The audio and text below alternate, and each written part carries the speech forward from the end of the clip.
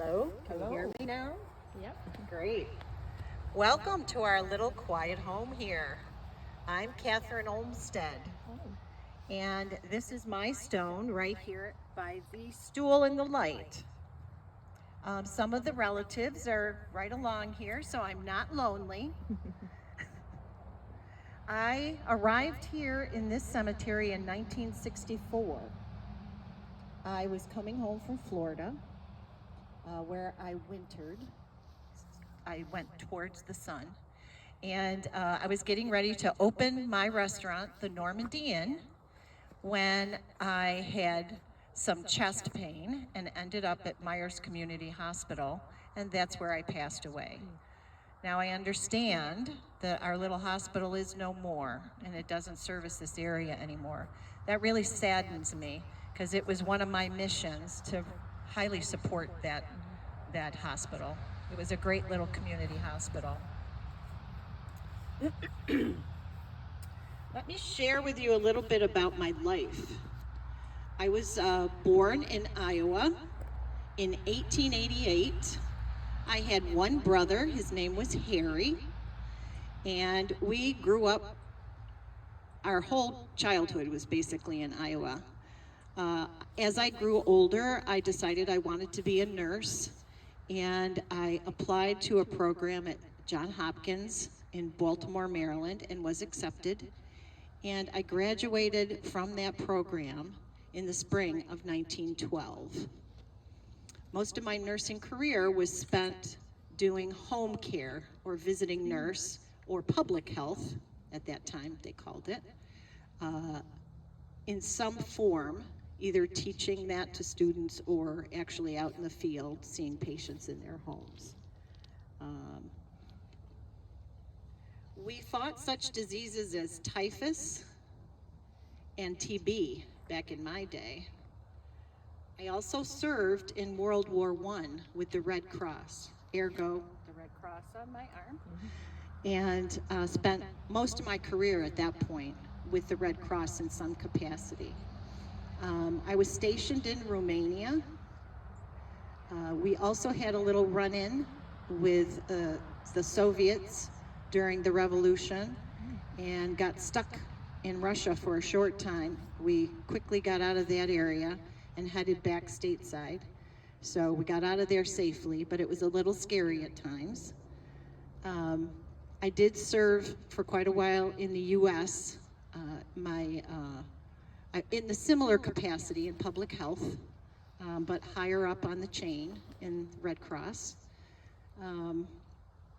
I then went back to Europe with the Red Cross, spent some time in Switzerland, spent some time in England teaching others how to do public health, and over time got very weary of nursing, and I was kind of burned out.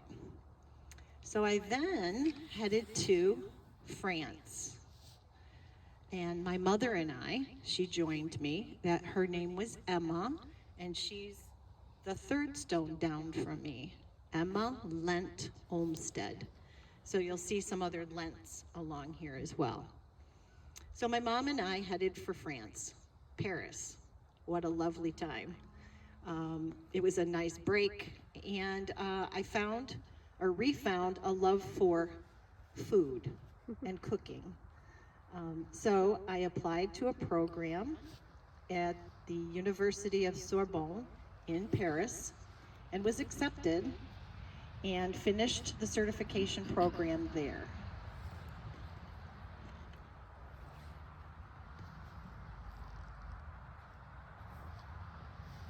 Upon completion, I got word from my brother Harry, who had inherited a farm here in Wallington, and he offered to put my mom and I up at the farm till we could get our feet on the ground and figure out what we wanted to do.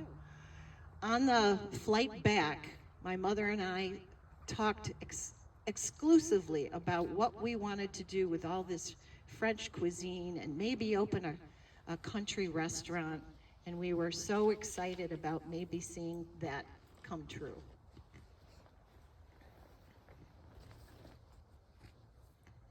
So that was the beginning of my hopes for the Normandy Inn. I've heard it's no longer being used as a restaurant, but it is in good repair and in good hands these days. I understand that it's consignments and of feed, animal feed store. Interestingly, we used to have consignments on the second floor of the Normandy Inn. So it's kind of interesting how it's all evolved.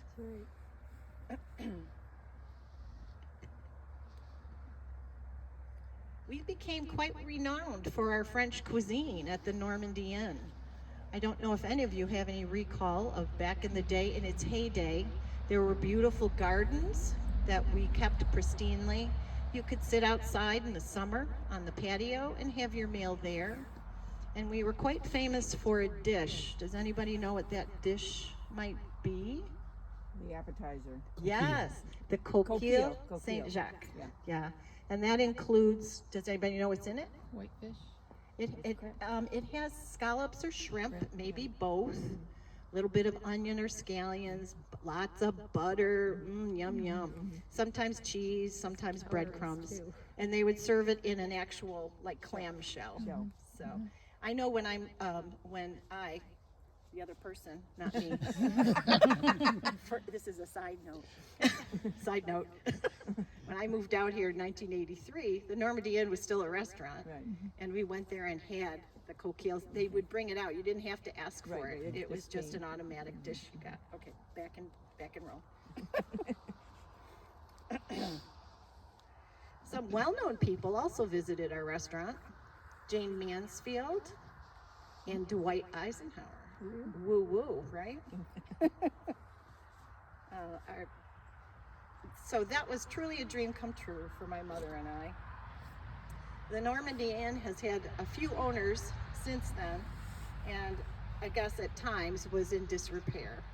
But as I said, it's in great hands now, and it's looking really well, and I think it's flourishing. So I'm kind of getting tired, as us spirits do, and I'm going to lead you now over to the Brower family.